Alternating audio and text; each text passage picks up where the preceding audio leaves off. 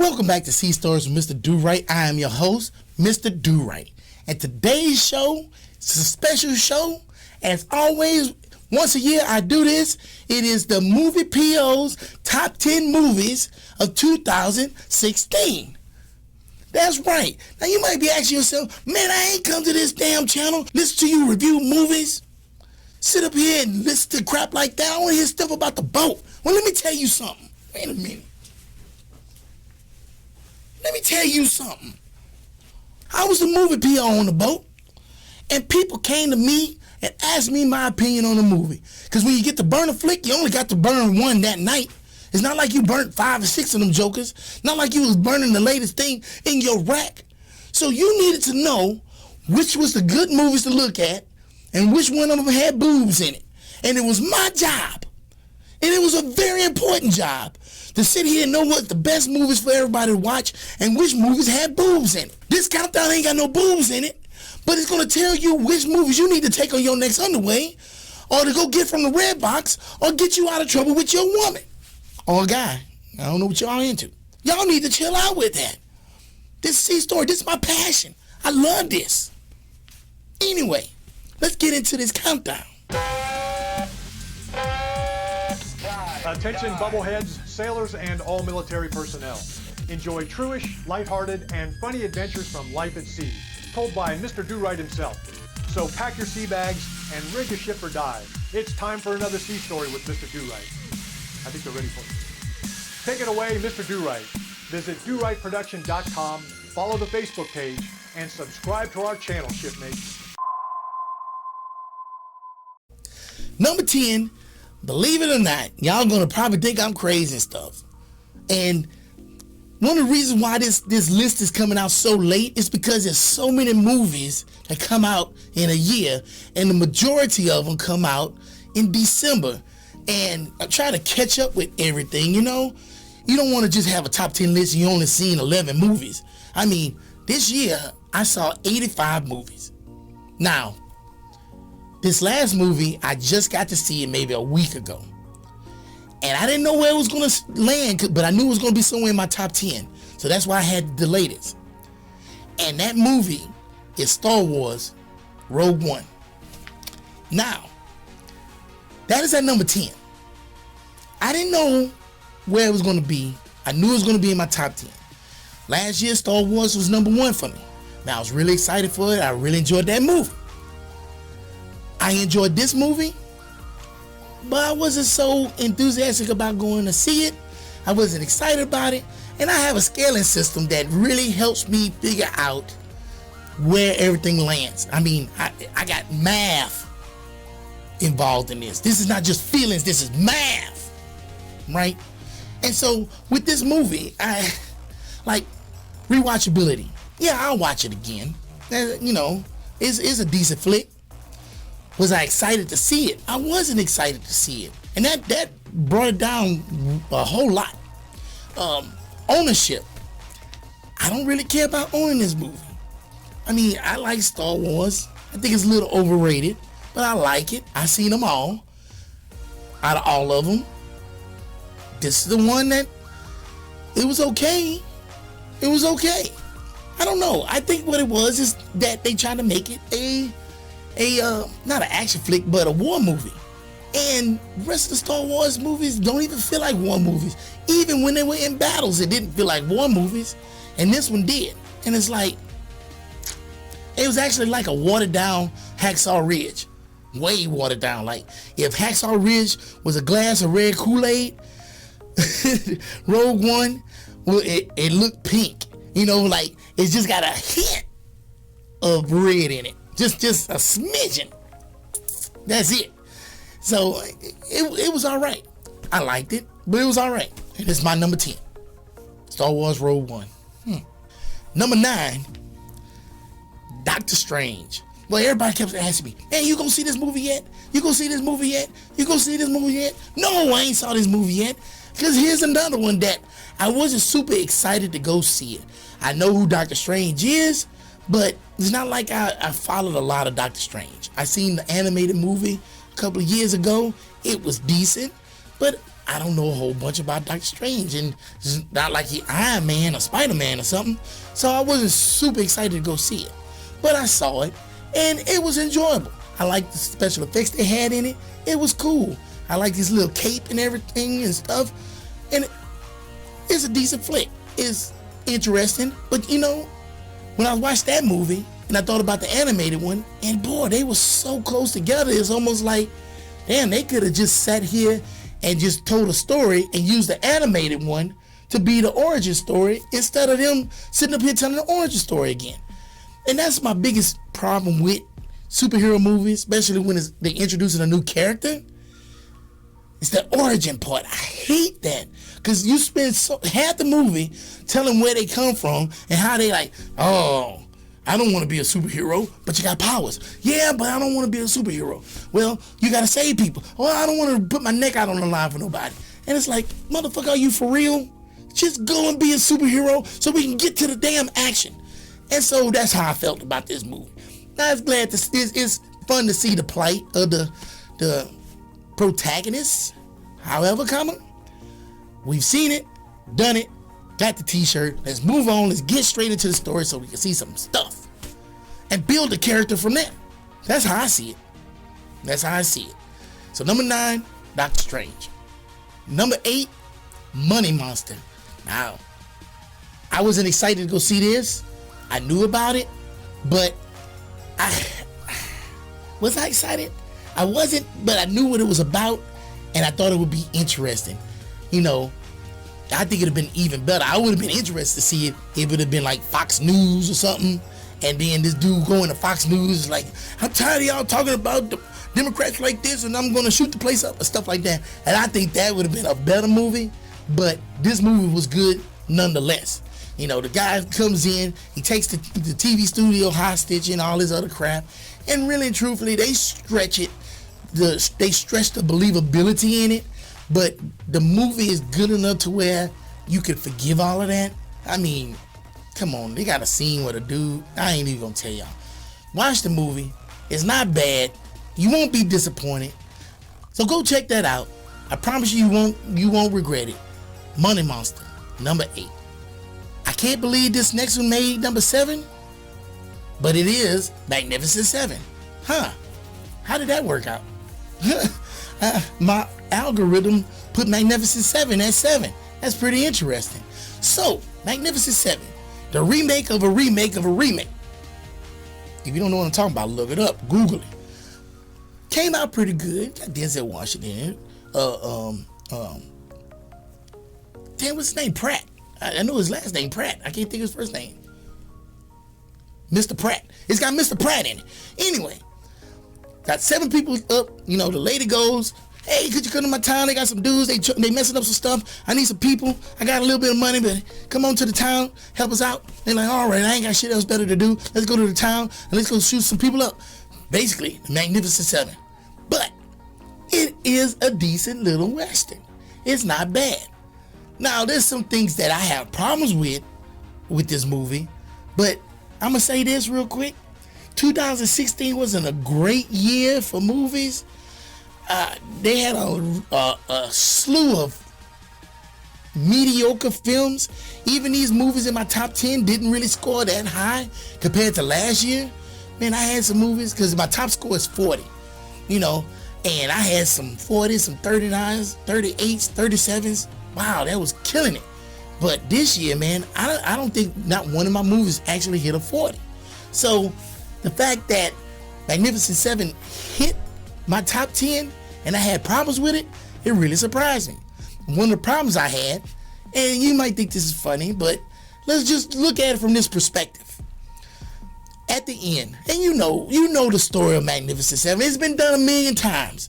You know, the good guys hunker down in the town. There's only a few of them. Matter of fact, if you ever seen Blazing Saddles, that's Magnificent 7. They hunker down in the town, waiting for all the bad guys to roll into town, and then they sit up here and take out the bad guys. That's it. That's the whole premise of the movie.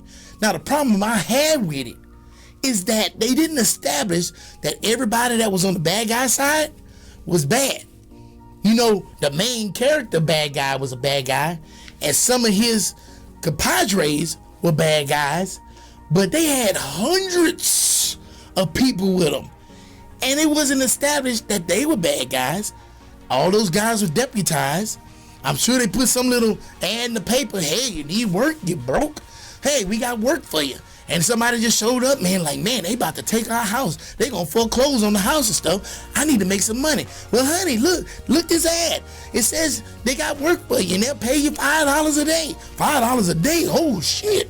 Let me get down there and try to get a job. And since they need a whole bunch of people, they hiring everybody. So as long as you got a horse and you breathing, you got a job. So he's like, yeah, man, I got a job, man. It's gonna save the house. Little Timmy's gonna be fine. So he jumped on his horse, he ride 5-6 days out to get to this little town, and then the bad guy says, all right, we need to run these people out of town. Well, all right, I'll run these people out of town, and I can get back to little Timmy before Christmas, right?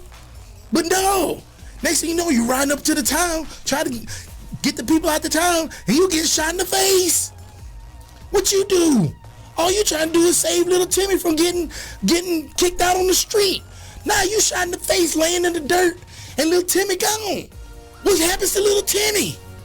And that's the problem I had with the movie. They did not establish that all the bad guys were bad guys, and it just felt like there was these people in this town, and it was like, what real tie do these people have to this town? Because really, truthfully, it's just a bunch of houses. It's not like you can't just move. And why put up with that shit when you could have just moved? And don't give me this, oh, you gotta protect your homestead and all this other bullshit. Get out of here, man. What's more important? Your homestead or your life or the life of your family? That didn't make sense to me, and it just didn't boil over for me in the movie. But, boy, the movie was great. I enjoyed it. I was enjoying it. I mean, that when I was in the movie theater, it was sitting in the back of my head. You know, you get that little twinge. But other than that, I ignored it and watched the movie. It was great. And then after I got home and thought about the movie, then I started really getting into that. But I'm sure you won't see that. I'm sure you ain't worried about that. And Magnificent Seven is a great flick. So check it out. Number 7, Magnificent Seven. At number 6, Moana. Now, I think it's funny that in my top 10, there's 2 animated movies in it. And the first one is Moana from Disney. The second one, hell, it's pretty much a Disney flick too. But I tell you what, I really like this movie. And the only reason I really like this movie is because of the culture in it. I thought it was so different. Even though it's the same premise, you know, something happens, somebody needs to go on an adventure to fix what's happening, to save everybody. It's been done. But what you put in it and the stuff you go through in between is what really makes the movie. And this movie had that. This movie was great for that. I love the Hawaiian culture. In 2016, early in the year, I got a chance to go to Hawaii. And it was really beautiful. It was really nice. And I loved the culture. Went to a luau and stuff. It was cool. And then seeing this movie, it just reminded me of being Hawaiian and stuff. And I really like that. I like seeing different cultures in these movies. And I like to see it in an animated film at that. It's good because our kids need to experience different cultures and stuff. So it was well written. It was definitely well acted. I think The Rock did a great job in it. The little girl they had did an excellent job. I'll buy that. That movie is definitely one I would buy, and I enjoyed it highly. I think you will enjoy it too. And CGI just basically took over. Are they ever going to make an animated movie that's not CGI anymore? I mean, just for shits and grins, like draw some shit? I don't know. You can still use computers, but man, don't lose the art. I think animation is just hand-drawn animation, like anime, is amazing. So don't get away from that. But at least tell stories like this, for sure. So, number 6, Moana. Now, the movie at number 5, I guarantee you ain't never heard of. Look, I got $10 on it that you never heard or seen this movie, a trailer, or anything for it. Pele, Birth of a Legend. That's right. Oh my goodness, I love this movie. This movie is about the legend, the life of Pele. And if you don't know who Pele is, look it up. But just quickly, he was a soccer football legend. I mean, when I was a kid, I heard of Pele. I think every kid heard of Pele, not really knowing who Pele was. And this movie portrayed him beautifully. The way it's shot, the sequencing of it is perfect. Everything about this movie was perfect. And the funny thing is, scored high because, one, I didn't know anything about it. So my excitement level to see it was down in the pits. But then my enjoyment level is what shot it up, because I enjoyed watching that movie so much. You got history from it. You got a biography from it. You learn so much from this movie that you never even heard of. And that's what makes it exciting, because it's not like you watching a movie about Abraham Lincoln. Who don't know about Abraham Lincoln? Who didn't learn about Abraham Lincoln in school? But here, you've barely or briefly or kind of heard about Pele, and then you watch this movie, you're like, oh. And then you see some more, and you're like, oh. And then you watch to the end, you're like, oh, Pele. Oh, you going off. That movie was fire. I loved it. It should be higher, but it couldn't get over the hard hitters above it. So, but the fact that it made my top 10, even I was shocked, because I put it in, I plugged in my numbers and everything, and then refresh my list, and next thing you know, bam, that joker's at number 5 and didn't move, because I always do my list more than one time. I do it at least 3 times to make sure that those positions are solid, and it stayed at 5 the whole time. If you can find this movie, watch it. Man, if you gotta stream it, do something. But this movie is great. I loved it. It was touching. I can't believe it. And it's not even an American flick. So that shocked the shit out of me, because I don't usually like foreign flicks. Check this out. Pele, Birth of a Legend. Number 5. We moving and grooving now. We down to number 4. And number 4, that's an easy one. I enjoyed the first one, and I definitely enjoyed the second one. And the second one is Finding Dory. Now, you probably saying to yourself, Mr. Durite, come on now, you ain't no kid. You up here watching all these cartoons and stuff. What's wrong with you? But you know what? Some of the best stories are from animated. Some of the best stories are from animated films. I mean, Beauty and the Beast, but even though that was told before, and Akira. I mean, it's so many animated films that have great stories, and then they put great artwork with it. And this one is no different. Pixar makes great movies, straight up. And Nemo, Finding Nemo was by far one of my favorite Pixar movies. And so, yes, I was excited to see this. And then when I saw it, I was like, wow, they just continued on and made just another good film. It feels like a continuation of Finding Nemo. Now, I'm not gonna sit up here and lie to you. There's some stuff in Finding Dory that it seemed forced, kind of shoved down my throat. But it was easy to look over that because the film was so good. I mean, when you could put something together that just looks flawless, the voice acting is flawless, and it's got a decent story, oh man, you still batting 1,000. I'm sorry. Well, he's batting 1,000 bad. I don't know. I don't watch baseball. But the film is good. I highly recommend it. And if you watch it with your kids, or you don't watch it with kids at all, you just watch it with your girlfriend or your boyfriend, I don't know what you're into, but it's a great movie to watch. That's a good Saturday night. Pop you some popcorn, get you something to drink. I don't know what you're drinking. Sit down, chill out, go to bed afterwards. You won't regret it. Number 4, Finding Dory. All right, we down to number 3. And by this point, you probably kind of know where at least 2 movies are gonna, 2 movies that's gonna be in here. I haven't said them yet, but I know you like, oh, what about that movie and what about that movie? I'm sure you're right. They're gonna be in here, but where they gonna fall? But I guarantee you, This next one is not one of those two movies. This one, yes. Deepwater Horizon, number 3. Now, I don't know if you heard of this movie. I'm sure you have. I don't even know if you've seen it. But this is a must-see movie. Now, I've told some people about it. I'm like, man, I seen Deepwater Horizon. It was great. I loved it. And they're like, Deepwater Horizon, what is that about again? And I'm like, what? I'm like, that was in 2010. How have you forgot already? And they're like, well, I know it's about something in the water. And they're like, what?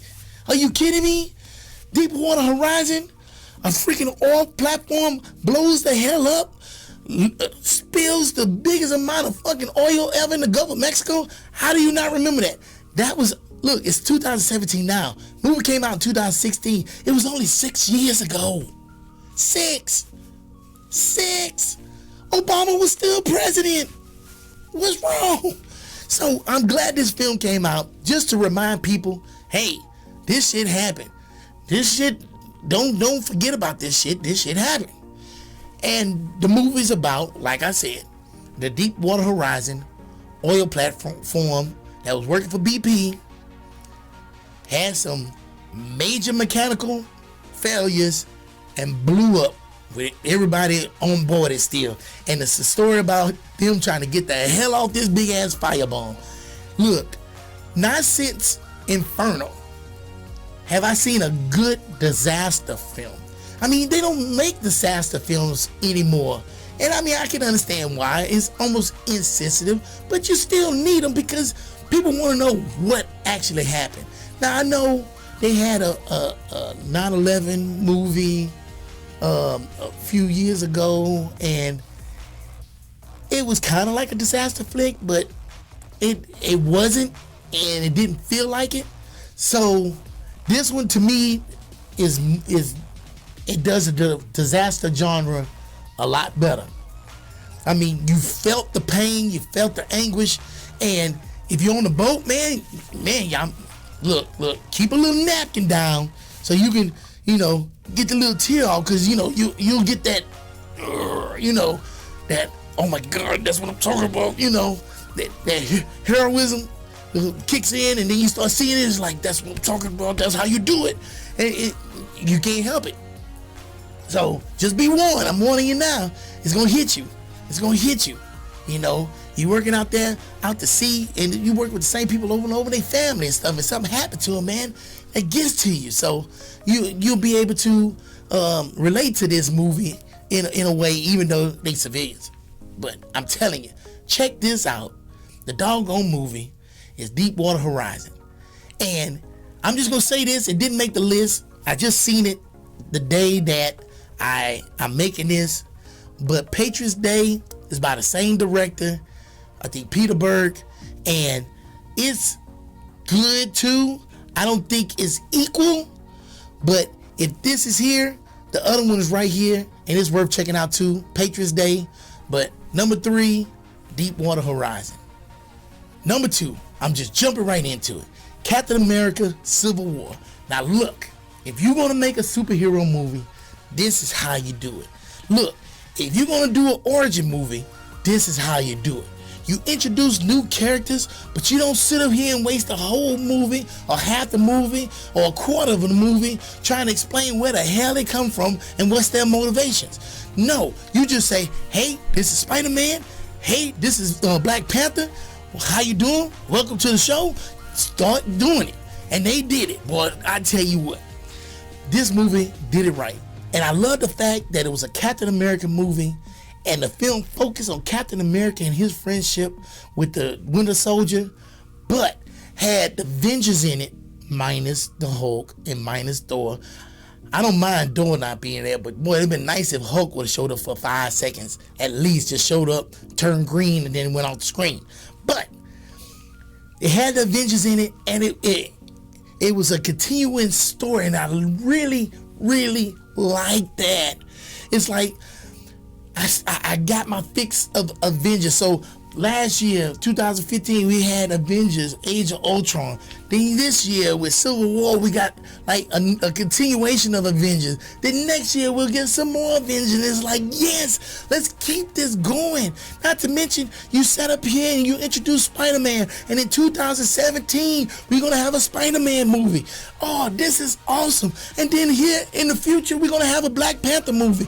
Yeah, you can introduce some more stuff and stuff like that, and more characters and their homes and all this other stuff, but we know who they are. You can just jump right into the story.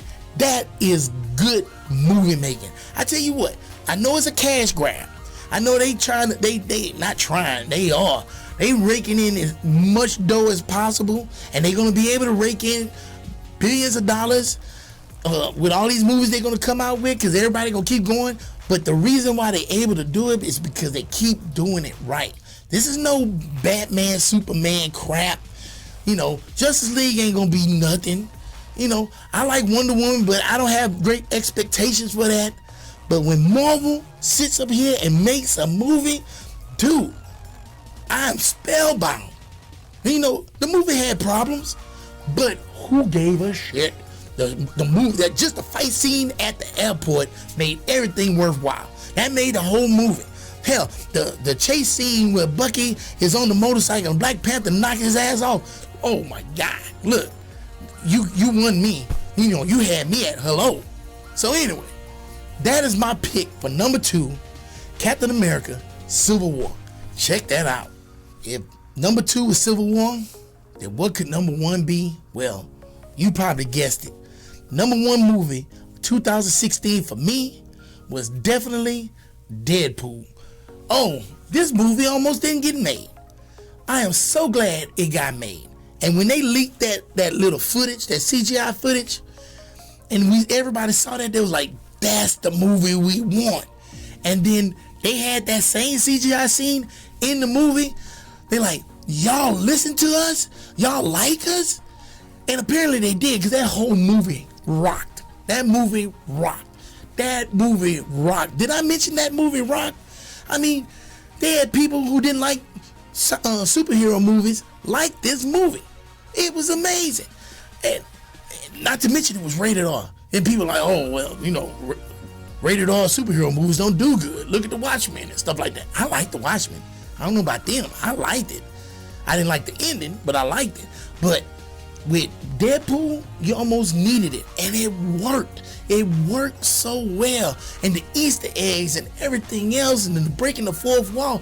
Oh my goodness! It's like they said, okay, Wolverine Origins, we apologize for that. Pretend that never happened. This is what Deadpool is supposed to be, and they did it. They nailed it, and it wasn't even Marvel Studios. That shocked the shit out of me, because 20th Century Fox can't make an X-Men movie. I hate every X-Men movie ever came out. I can't stand them. This is the only one that was awesome. I'm surprised they made this, and I almost was mad they made it. I wish they would have fell on their face, and I hate to say that. I wish they would have fell on their face so Marvel could have picked it up and did it. And I think that 20th Century Fox accomplished something that Marvel does, and I only think they accomplished it because they didn't think it was going to be accomplishable, and they didn't have that much faith in this movie, and they probably gave them little to no budget, and they say, well, here's some dollars, go ahead and make your movie so y'all can shut the hell up. And they sat up here and made something that just blew everybody's mind. With all those dollars they have for X-Men, that X-Men Apocalypse, are you kidding me? Deadpool was 10 times better. Y'all should go see that. If you haven't seen that, I don't even know how you was in the Navy or any military, because you was in the military, you already seen this movie, and I don't need to tell you nothing. But if you haven't seen it, get off your ass, go get this thing, stream it, on demand it, do something, bootleg it, but you need to watch that movie. That is my number 1, Deadpool, and that's it for me. Thank you for checking out Sea Stories with Mr. Durite and the Movie PO's Top 10 Movies of 2016. And until next time, like this, subscribe to this, share this, and have peace. Don't you know I'm the toughest checkout on board? Don't you know I'm the juggernaut, bitch? Don't you? What would somebody 100 years ago think this dude was doing? Falling into hell. That's what the interpretation was. He's actually on his journey falling into hell. He's falling into it, but it does. And here we are. We're gonna go ahead and run. Get some stuff going. Yeah. No, because then there's an HR out there that's gonna probably fire me for saying it. So YouTube has HR.